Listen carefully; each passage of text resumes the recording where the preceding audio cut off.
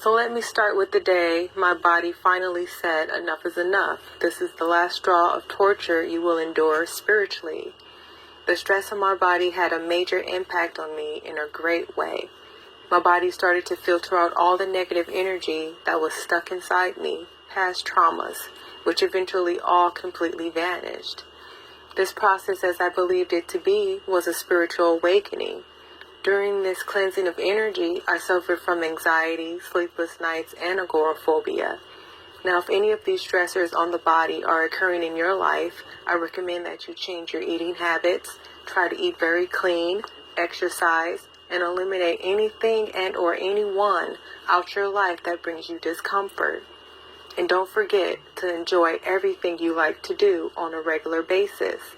The goal is to replenish your nervous system, which all these things helped me out tremendously. The change began in 2018.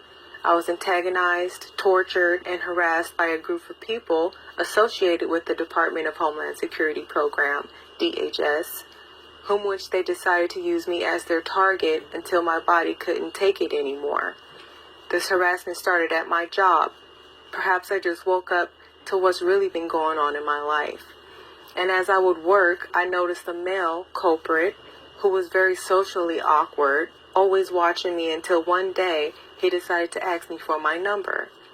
That day, no doubt in my mind, I was desperate and wanted to get over a prior person that screwed me over. So I gave him a chance and decided to give him my number. Major mistake. Always listen to your gut instincts and never disregard your intuition. Higher power is telling you something, so please listen to yourself. He called me instantly, but seemed very anxious the whole time we were on the phone. I was a bit wary to meet up with him, but did it anyway. He treated me to dinner, and that was the normality of our situation. He treated me to dinner dates, walks on the park, washed my car by hand, and opened doors for me, which were all great gestures to persuade me to think he was a loving, caring guy. Come to find out, he was just a pawn, used to try to humiliate and manipulate me. After he realized I was starting to catch feelings for him, things changed drastically. Our typical dates were no longer pleasant. He started to check out other women in front of me, secretly grope other women to then flirt with women at our job. Tactic number 1.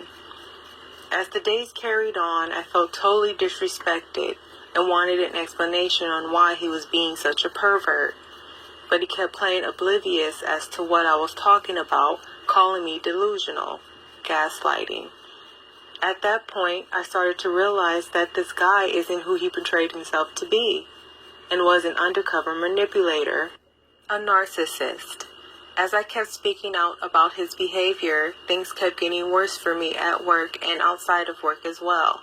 This guy accumulated a bunch of people to harass, stalk, and torment me all throughout work, breaking in my personal things, having a coworker recite things back to me from receipts they have found in my purse, just to try to confuse me.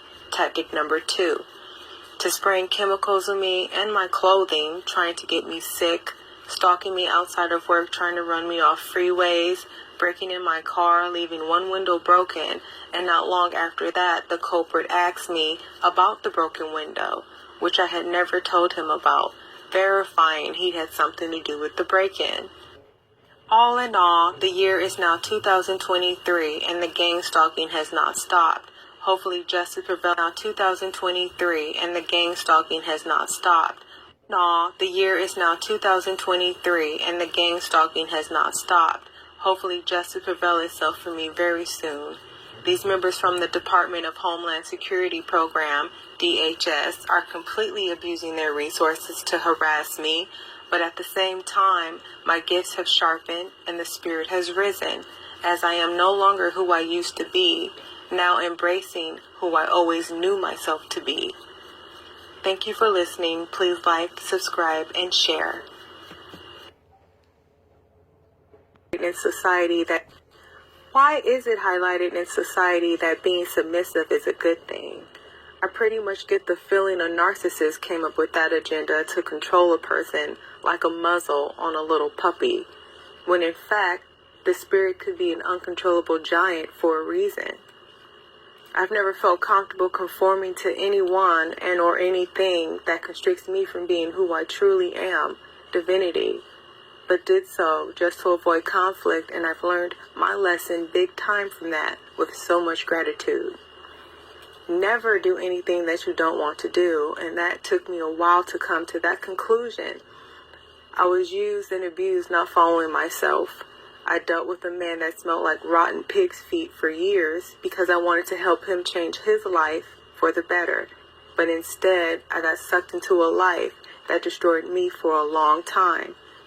The day I said not anymore was the happiest day of my life. I am truly grateful.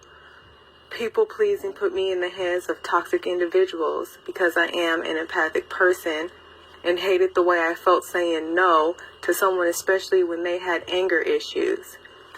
Jeopardizing myself for someone else's happiness and greed was unacceptable, and no one should ever have to suffer through that. Self-love should be cherished and celebrated as a child, but in my circumstances, I embraced it later on in life. The day I put myself first, things started to shift and realign for me in ways that I could not have imagined. All the negative energy in my body gradually disappeared to the point I now feel like a brand new person, pure, like the birth of a brand new baby, reborn. If you're in a situation with any form of abuse, please leave immediately and don't look back. Your courage is their demise. And that's a line from one of my all-time favorite rock bands, Alter Bridge. Thank you for listening. Please like, subscribe, and share.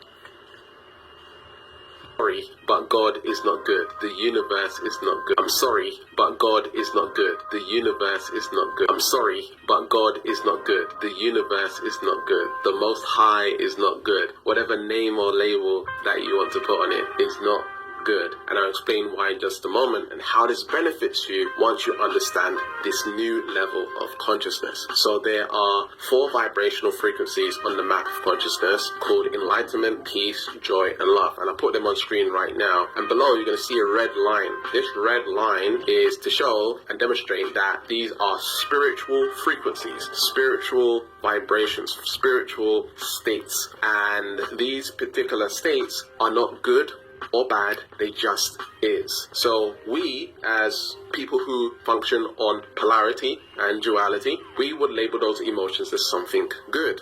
Enlightenment, peace, joy, and love, these sound like positive emotions, but they are not positive emotions. They just is. They just are. There's no good and bad.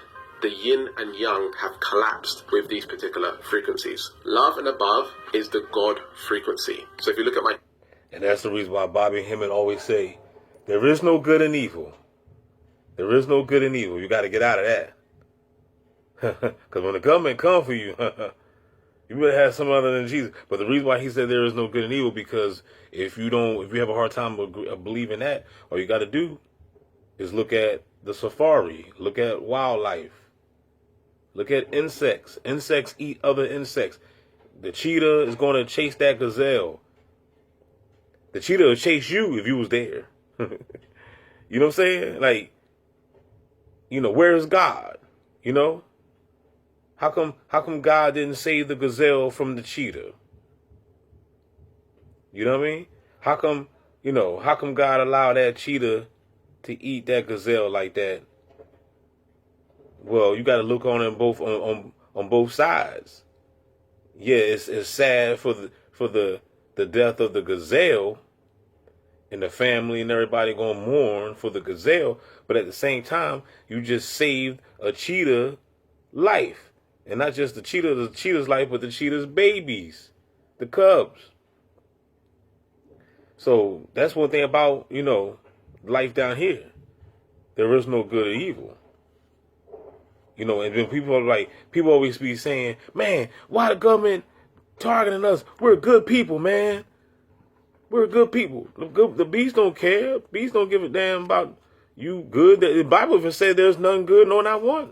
So, but at the end of the day, there is no such thing as good. There's no such thing as bad. You know what I'm saying? It is what it is. You gotta understand.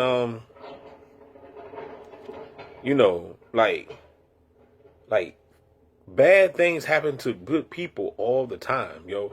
Like, and then on the flip side, good things happen to bad people. For example, the people that control us, the people that control this simulation, there's some wicked, sinister people. But at the same time, these evil people, they done step foot on the best beaches. They done seen the best waters. I'm talking about water so blue, so crystal blue that you can see your toes under some clean white sand or whatever. Black sand, whatever. Like, you know, these evil, wicked, these so-called evil, wicked people that you would consider to be evil, God ain't doing nothing to them. God ain't striking them down. They chilling. You ever notice, like, the most religious folk, like them people that be going to church and stuff, you know, my mom, you know, your mom, if anybody, mother's old fashioned, brought up in the church, going to church every Sunday, Bible study, paying your tithes. Some folk catch the bus. I used to mess with an older lady. She used to catch the bus to church. You know what I mean? You know, but while you catching the bus to church, your pastor got a brand new Lexus. He got a brand new Audi, a Charger, something fly. You know what I mean? But you on the bus and you paying the tithes just for a dude to read the book to you when you could just read it yourself. You best off reading it yourself. You know what I'm saying? So how come God ain't doing nothing about that situation as far as the pastor is driving in something fly while you on the bus? Like, that's not fair. You consider that to be fair? You know what I mean? Life ain't fair at all when you look at life. The most evil, wickedest people got the best houses. The best houses, the best cars. They're living the best life. The most wickedest, evil people that's down with human trafficking, you know, gang stalking, you know, genocide, you name it. The ones that build all these penitentiaries to lock up the world. There's a lot of sinister people that's going on, you know. The ones that control Monsanto, that's giving you all this GMO fake foods. You know what I mean? Like that's what I would consider to be evil. I would consider those things evil. But according to, you know, when you study, they tell you that there's really no such thing as evil and there's no such thing as really good. It is what it is. It just is what it is. It's just nature. It's polarities. You know what I mean? And this is how I find it funny when people be afraid, right? They be afraid to say things because they be thinking that if I say this, God might strike me down. But I mean, that's how they got you duped. They got you programmed when you think like that. You already programmed if you got that much fear in your heart. Because if God was going to strike somebody down, it should have been this wicked behind government, this system. This system should have got striking down. All the sinister stuff that they doing. There's people starving all over the world that shouldn't be. We got plenty of resources to provide shelter, food, water. You know what I mean? But we're dealing with these greedy behind entities that you and I would consider to be evil. But God don't consider these people to be evil because, you know, God allowing these people to do it. Can I get a no there? Channel, and you look at the label. So I'm going to end it right now because the video is like almost 15 minutes. Don't forget to like, share, subscribe, holla back. We out this joint. You are being watched. The government has a secret system, a machine that spies on you every hour of every day. I know because I built it. I designed the machine to detect acts of terror, but it sees everything. Violent crimes involving ordinary people, people like you. Crimes the government considered irrelevant. They wouldn't act, so I decided I would. But I needed a partner. someone with the skills to intervene. Hunted by the authorities, we work in secret. You'll never find us. But victim or perpetrator, if your number's up, we'll find you.